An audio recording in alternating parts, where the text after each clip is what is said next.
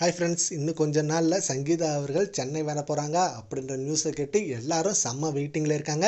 ஏன்னா முதலமைச்சர் பதவி ஏற்பு விழாவுக்கு நீங்கள் ஏன் வரல அப்படின்ற கொஷினை கேட்கணுன்றதுக்காகவே மீடியா பீப்புள்ஸ் அவ்வளோ வெயிட் பண்ணிட்டு இருக்காங்க. அண்ட் இப்போ சென்னை வரதுக்கான ரீசன் அவங்களோட டிவோர்ஸ் கேஸ் ஹியரிங் வரப்போகுது ஜூன் மாதம். ஸோ இந்த ஜூன் மாதத்தில் எந்த டேட் அனௌன்ஸ்மெண்ட் சொல்லலை, பட் இன்னும் கொஞ்ச நாளில் அவங்க சென்னை வந்துடுவாங்க. சென்னை வந்ததுக்கப்புறம் அந்த கேஸில் என்ன நடக்க போகுது அப்படின்னு எதிர்பார்த்துட்டு இருக்காங்க. அண்ட் 6 மாதமாக டைம் கொடுத்தது, நீங்கள் 2 பேரும் பேச்சுவார்த்தை நடத்தி திரும்ப சேர்ந்துருங்க அப்படின்னு சொல்கிறதுக்காக தான் பேச்சுவார்த்தையை கொடுத்துருக்காங்க. பட் அந்த பேச்சுவார்த்தை இப்போ வரைக்கும் ஈடுபடலை.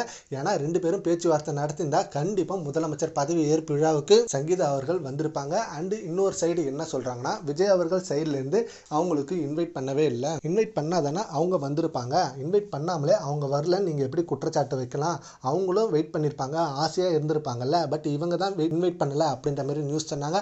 பட் இன்னும் சில பேர் இல்லை, இன்வைட் பண்ணார் விஜய் அவர்கள், அவர் எப்படி இன்வைட் பண்ணாமல் இருப்பார்? அவருக்கு இன்வைட் பண்ணலனாலும் கண்டிப்பாக ஜேசன் சஞ்சய்க்காக இன்வைட் பண்ணியிருப்பார்ல, இவங்க தான் வேணும்னே வரல அப்படின்னு சொல்லியிருக்காங்க. எது எப்படியோ இப்போ சென்னை வந்ததுக்கப்புறம் அதுக்கான ரீசன் தெரியும். சங்கீதா அவர்கள் ரொம்ப திட்டவட்டமான முடிவில் இருக்காங்களாம் டிவோர்ஸுக்கு.